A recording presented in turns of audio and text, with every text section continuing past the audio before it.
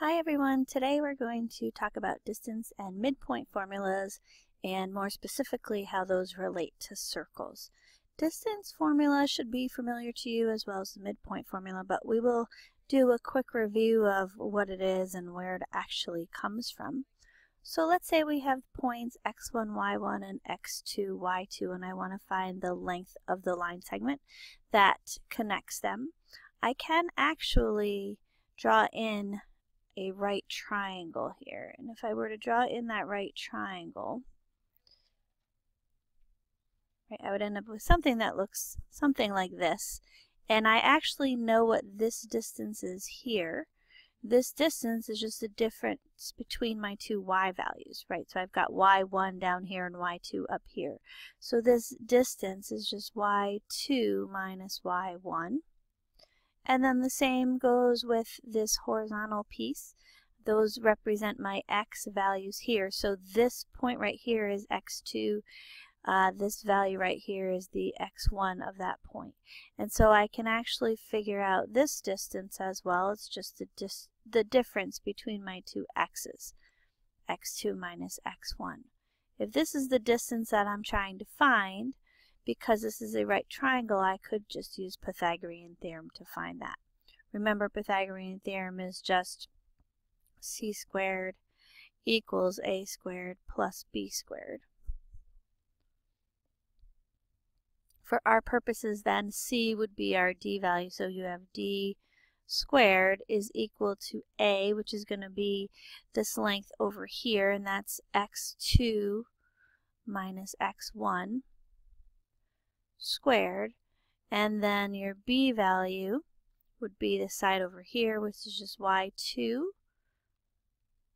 minus y1 squared.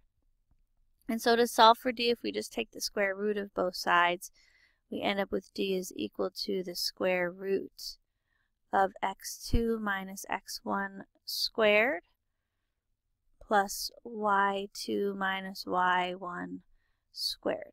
And that is our distance formula. A couple of helpful hints here. One, we're talking about distance, so we're never going to have negative values under our radical, especially since we're squaring. So even if the difference between x2 and x1 was negative, when we square it, we would end up with a positive number. So we'll never have to deal with imaginary numbers when we're talking about distance, because it is an actual length that we're taking the measurement of. We'll do a quick example. Here are my 2 points. The coordinates of my points here, this would be -5 and 4 as the coordinates. And my point K would be 3, 2. And we could go ahead and find the distance between them just by substituting into the distance formula. x2 minus x1 squared plus y2 minus y1 squared. And so I'm just going to go ahead and substitute in. I end up with -5 minus 3 squared plus 4 minus 2 squared. And that would give us -8 squared plus 2 squared. Remember, when you square a negative number, you get a positive number, so you end up with 64 plus 4, which would just give you the square root of 68. And that is an exact value. The length of that is exactly square root 68. If you were to write it as a decimal, then you would be dealing with an approximation. Remember that this is an exact value. Another important thing to note is that it doesn't really matter which point you call x1, y1 and which one you call x2, y2. You should end up with the same answer either way. Okay, so that's just a quick review of the distance formula. Make sure that you know that. Make sure that you memorize that if you don't know it already. We'll also talk about the midpoint formula. Remember, the midpoint, it's exactly what it sounds like. It's the point that's halfway between two endpoints. So if my line segment connects x1, y1, and x2, y2, The midpoint is simply found by taking your average of your x's and the average of your y's. If you think of it that way, it's really easy to remember the formula. We're talking about the value that's right in the middle. So average the x's and average the y's. So add the x's, divide by 2, add the y's, and divide by 2. And this right here is your midpoint formula. Okay, we'll also do an example of that. So midpoint formula, right, if I wanted to find the midpoint between these two, so if I were to connect these in a semi-straight line, what's the midpoint?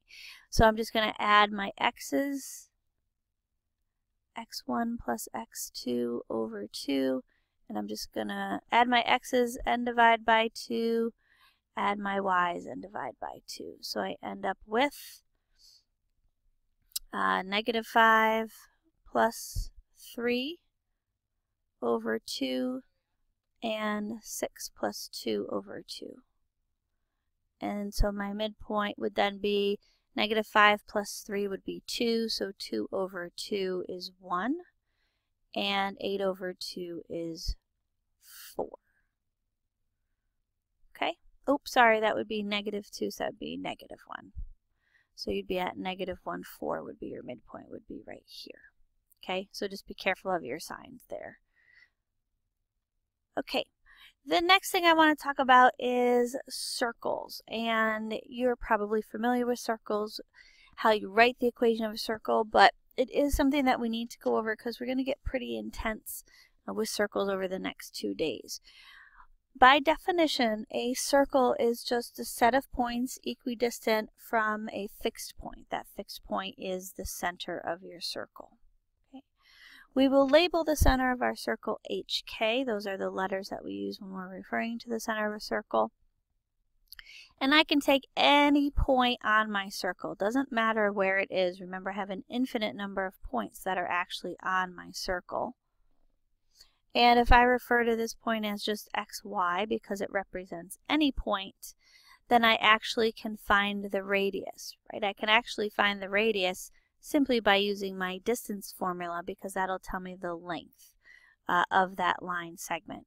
And that's where actually the equation for a circle comes from. If you think of the distance formula as a square root, again, x2 minus x1 squared plus y2 minus y1 squared. And if we let HK be x1, y1, and we have our other point xy, then the length of our radius is just going to be x minus h squared plus y minus k squared. We can square both sides to get rid of that radical, and so we end up with the equation x minus h squared plus y minus k squared is equal to r squared. And this right here is the standard form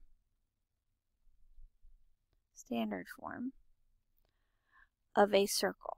Okay, so as long as you know the center and you know the radius, you can write the equation of any circle using this form. So for example, if the center of my circle was at 5, -2, and my radius was 8, then the equation of my circle would just be x minus 5 squared plus y minus -2, so y plus 2 squared is equal to r squared, which would give you 64.